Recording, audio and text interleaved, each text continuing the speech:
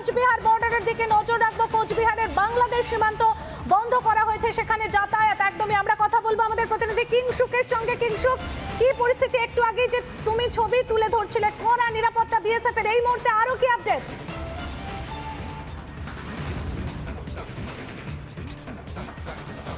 দেখো, তোমাকে বলি, আমি আমার যে কথা বলছিলাম, আমি দাঁড়িয়ে রয়েছি জিরো ল্যান্ড, ভারতবর্ষের জিরো ল্যান্ড। এই সেই জায়গা যেটা ভারতবর্ষের জিরো ল্যান্ড, এখানে কারো প্রবেশ নিষেধ। আর এটা ডোরাডাবড়ি বিএসএফ ক্যাম্প, আর ঠিক তার পাশেই রয়েছে ঝালুন্দা বাংলাদেশের জায়গা।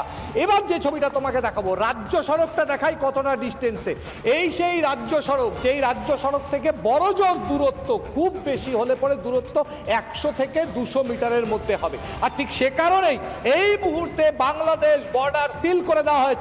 যে ছবি দেখা যাচ্ছে তাতে চ্যাংড়াবান্ধা চেকপোস্টে বিশেষ গেট, ব্যারিকেড দিয়ে দেওয়া হয়েছে। অতিরিক্তভাবে বিএসএফ এর জওয়ান মোতায়েন করা হয়েছে এবং সমস্ত রকম পণ্য পরিবহন বন্ধ রয়েছে। অর্থাৎ এক কথায় অপারেশন অ্যালার্ট জারি করা হয়েছে বিএসএফ এর পক্ষ থেকে। কোচবিহারের বিস্তীর্ণ এলাকা বাংলাদেশ সীমান্তবর্তী, এবং তার মধ্যে এমন কিছু জায়গা রয়েছে যেগুলো আনফেন্সিং, তবে এই ফেন্সিংগুলো নতুন হয়েছে এবং কিছু জায়গা এখন আনফেন্সিং রয়েছে। সেই সমস্ত জায়গায় অতিরিক্ত বিএসএফ এর জওয়ান মোতায়েন করা হচ্ছে। এবং আমরা যে খবর পেয়েছি বিএসএফ সূত্রে, তাতে আধিকারিকরা, অর্থাৎ কমান্ডিং অফিসার থেকে শুরু করে অন্যান্য যে আধিকারিক, তারা কিছুক্ষণের মধ্যেই সমস্ত আধিকারিকরা বর্ডারে পৌঁছবেন। সেখানে তারা রাত্রে থাকবেন এবং সমস্ত পরিস্থিতির উপর নজর রাখবেন।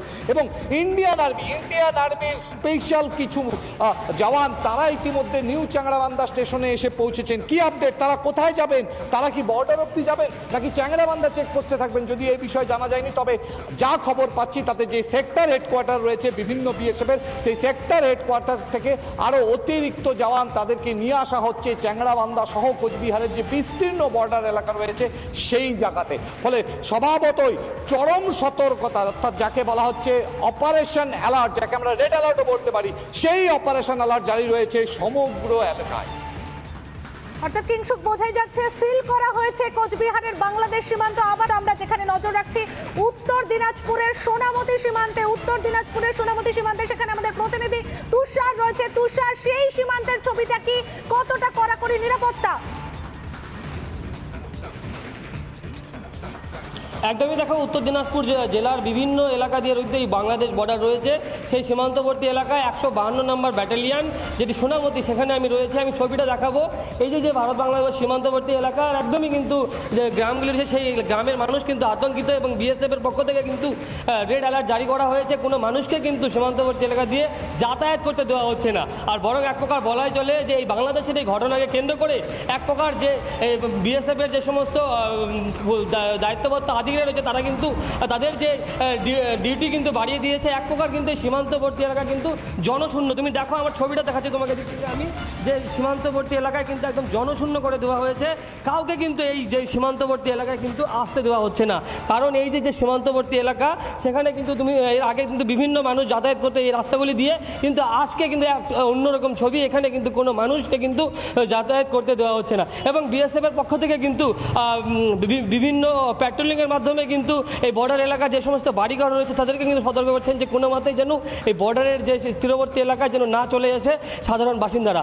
এবং এক প্রকার এই বাংলাদেশের ঘটনায় কিন্তু ভারতীয় যে সমস্ত বিএসএফ রয়েছে, তারা কিন্তু এক প্রকার সক্রিয়, এবং তারা কিন্তু তাদের ডিউটি কিন্তু আরও বাড়িয়ে দিয়েছে এক প্রকার বলাই চলে। সেই ছবিটা কিন্তু এই সোনামতি বর্ডার, সেখানে দেখা যাচ্ছে। বিএসএফ এর যিনি ডিসিজি রয়েছে 152 নম্বর ব্যাটালিয়ানের, তার সাথে আমরা কথা বলেছিলাম। তিনিও বলেছেন যে একাধিক বৈঠক করা হচ্ছে এই সীমান্তবর্তী এলাকায়, কোনোভাবেই কিন্তু কাউকে কিন্তু প্রশ্রয় করা হবে না, এবং করা তাদের যে পদক্ষেপ তা কিন্তু জারি থাকবে, এমনটা কিন্তু বিএসএফ এর ডিসিজির পক্ষ থেকে কিন্তু আমরা তথ্য পাচ্ছি এই মুহূর্তে।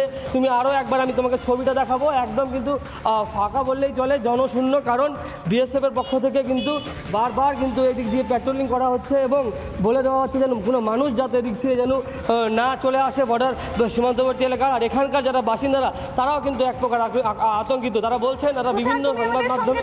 তুষার, তুমি আমাদের সঙ্গে থাকো, আমরা অবশ্যই আবারও আসছি তোমার কাছে। কিন্তু এই মুহূর্তে আরো একটা ব্রেকিং নিউজ, দিল্লির বাংলাদেশ হাই কমিশনে বাড়ল নিরাপত্তা। দিল্লির বাংলাদেশ হাই কমিশনে বাড়ল নিরাপত্তা।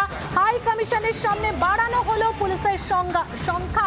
দিল্লির যে হাই কমিশন রয়েছে, বাংলাদেশ হাই কমিশন রয়েছে, সেখানে নিরাপত্তা বাড়ানো হলো, হাই কমিশনের সামনে বাড়ানো হলো পুলিশের সংখ্যা। সেই ওয়ার্ল্ড এক্সক্লুসিভ ছবি এই মুহূর্তে আপনাদের দেখাচ্ছি, যেখানে দিল্লিতে যে বাংলাদেশ হাই কমিশন রয়েছে সেই হাই কমিশনেও নিরাপত্তা জোরদার করা হয়েছে, পুলিশের সংখ্যা বাড়ানো হয়েছে হাই কমিশনের সামনে। আপনারা দেখতে পাচ্ছেন সেখানেও রীতিমতো বিভিন্ন ব্যারিকেড তৈরি করা হয়েছে।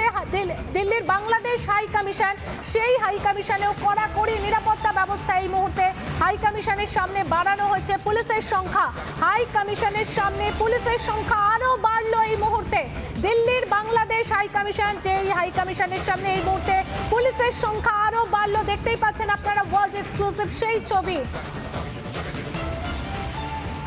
এই মুহূর্তে কিন্তু আমরা আবারও নজর রাখবো যে সীমান্ত, সেই সীমান্তে নজরদারির দিকে শিলিগুড়ির ফুলবাড়ি সীমান্তের ছবিটা ঠিক কি, সেই ছবি আমাদের সামনে তুলে ধরবেন আমাদের প্রতিনিধি রণজিৎ। শিলিগুড়ির ফুলবাড়ি সীমান্তে যে কি পরিস্থিতি, সেই ছবিটা আমরা জানবো আমাদের প্রতিনিধির কাছ থেকে।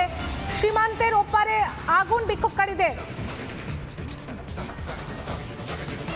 এই মুহূর্তে কিন্তু আমরা আপনাদের দেখাচ্ছি দিল্লির ছবিটা, দিল্লির বাংলাদেশ হাই কমিশনের ছবিটা দেখালাম। অন্য পাশাপাশি এই মুহূর্তে কিন্তু আমরা শিলিগুড়ির ফুলবাড়ি সীমান্তের কি ছবি রণজিতের কাছ থেকে সেটা জানবো। রণজিৎ, কি পরিস্থিতি?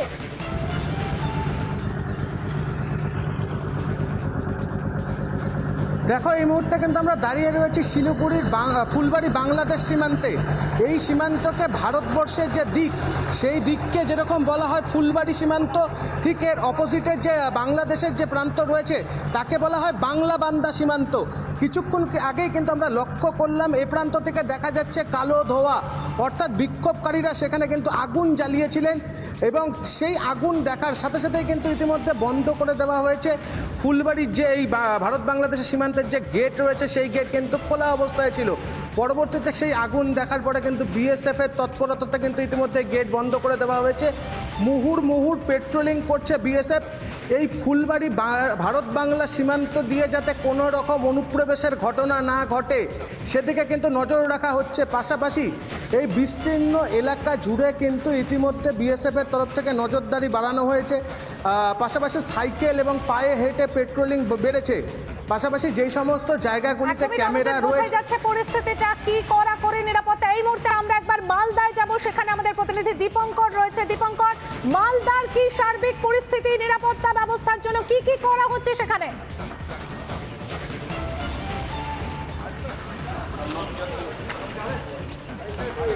দেখো, আমি এই মুহূর্তে মালদার যে মহদীপুর স্থলবন্দরে রয়েছি এবং রীতিমতো বাংলাদেশে যে অস্থিরতা চলছে সেই ক্ষেত্রে মালদার মহদীপুর সীমান্তে রীতিমতো বিএসএফরা কড়া নিরাপত্তা দিয়েছে এবং সেখানে রীতিমতো দেখা যাচ্ছে সেই ছবি।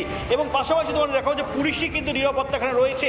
পাশাপাশি বিএসএফ থেকে আপাতত যে ওই পার থেকে যারা বাংলাদেশ থেকে যারা এই পারে আসছে বা বাংলাদেশ বা ভারত থেকে যারা এই বাংলাদেশ যাচ্ছে আপাতত কিন্তু বন্ধ রয়েছে, তবে কড়া নিরাপত্তার মধ্যে রয়েছেন।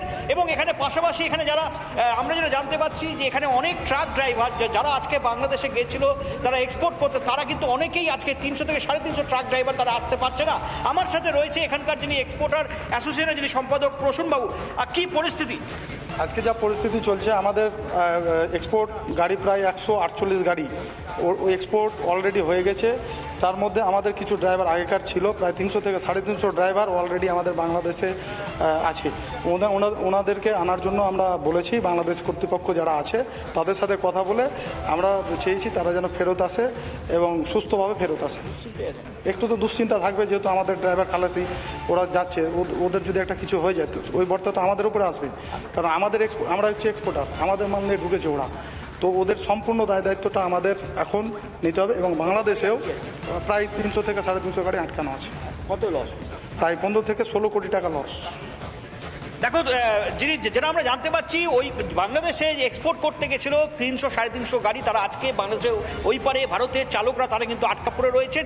এবং যদি আমি সামনের দিকে যাই, পুলিশ এখানে রয়েছে, কারণ বাংলাদেশ সীমান্তে যে মহদীপুর যে স্থলবন্দর সেখানে পুলিশের অবস্থা রয়েছে এবং কার্যত ফাঁকা, যে এই রীতিমতো ফাঁকা অবস্থা রয়েছে এই যে সীমান্ত। এখানে কিছুক্ষণ আগে আমরা বেশ কিছু যারা বাংলাদেশি যারা ভারতে প্রবেশ করেছিলেন তাদের সাথে আমরা কথা বলেছি, তারা কিন্তু বলেছেন যে হারে বাংলাদেশের যে একটা অস্থিরতা চলেছে এবং বাংলাদেশের যিনি প্রধানমন্ত্রী যিনি পদত্যাগ করেছেন এবং তারপর থেকে সেখানে বাংলাদেশে নাকি বিজয় মিছিল চলছে, তেমনটাই কিন্তু বাংলাদেশি যারা ভারতে আসছেন তারা কিন্তু বলছেন।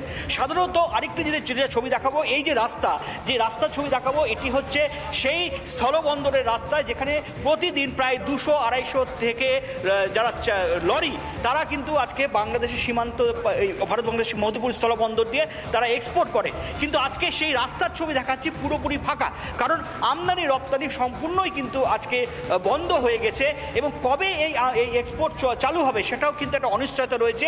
রীতিমতো কেন্দ্র সরকারের, ভারত সরকারের প্রতিদিন এখান থেকে যে এই মধুপুর স্থলবন্দর থেকে 16 থেকে 17 কোটি টাকা পার ডে কিন্তু আর্নিং হতো, সেটাও কিন্তু একদমই দীপঙ্কর, বোঝাই যাচ্ছে সীমান্তে বাড়তি নজরদারি বিএসএফ এর তরফে, মালদহের মহেদপুর সীমান্তে বাড়তি নিরাপত্তা, অর্থাৎ বোঝাই যাচ্ছে যে অশান্ত বাংলাদেশ। আর সেই পরিস্থিতির কথা মাথায় রেখেই ভারত বাংলাদেশ যে সীমান্তগুলি রয়েছে সেই প্রত্যেকটি সীমান্তে কড়া নজরদারি এই মুহূর্তে আমরা